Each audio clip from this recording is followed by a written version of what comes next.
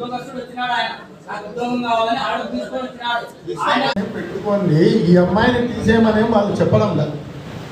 మీరు మున్సిపల్ వాళ్ళు జీతం ఇస్తున్నారు కదా, వేరే దానికి ఉపయోగించుకోండి. అక్కడ వాళ్ళు జీతం ఇస్తారు కదా మెప్మా వాళ్ళు అని చెప్పి దానికి అడగల.